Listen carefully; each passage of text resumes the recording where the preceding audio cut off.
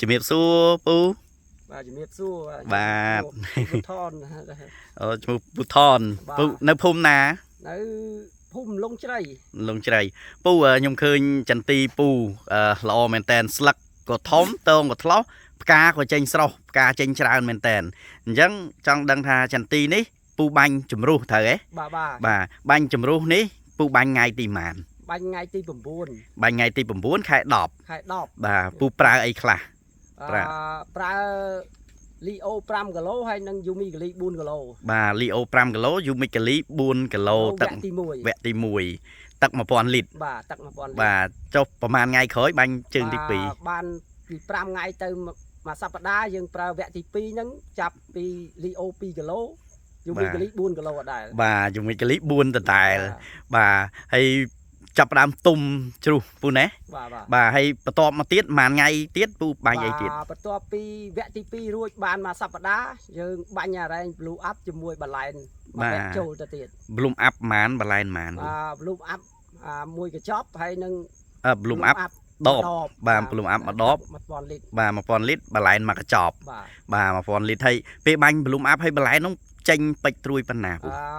វាខ្លះមានបែកជាផ្កាចបៃខ្លះចេញបានមួយថ្នាំងដៃអីទៅខ្លះចេញស្លឹកប៉ិនមេដៃប៉ិនម្រាមដៃខ្លះបាទហើយមើលផ្កាចេញច្រើននេះពី Bloom Up មកហ្នឹង Bloom Up តែមួយជើងឯងពូណែបាទតែមួយជើងមកហ្នឹងប៉ុន្មានថ្ងៃអីពី Bloom Up Bloom Up បាញ់មើលបាញ់តាំងពីថ្ងៃទី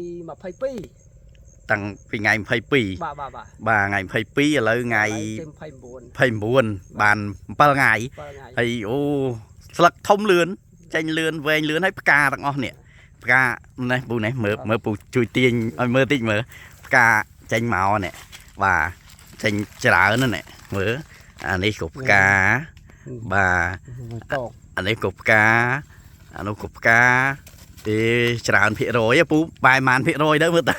បាទបើនិយាយពីលទ្ធផលភាគរយมันក្រោម50មានតែពី50ទៅ70%បាទបើយើងនិយាយពីអាតងមេគឺ100%ហ៎តងមេសង្ឃឹមថា90%បាទ90%ហ៎ប៉ុន្តែផ្សេងទៀតវាខ្នែងបាទមានខ្នែងមួយចូលបាទខ្នែងចេះបាទហ្នឹងហើយបាទនោះទៅចេញអីអានេះខ្នែងចេញដែរនេះបាទខ្នែងអូអានេះមេធំបាទចេញអានេះខ្នែងនេះក៏ផ្កាដែរនេះបាទចេញមកគ្រប់តងច្រើនភាគរយច្រើនហើយពេញចកាហ្មងពូនេះបាទមែន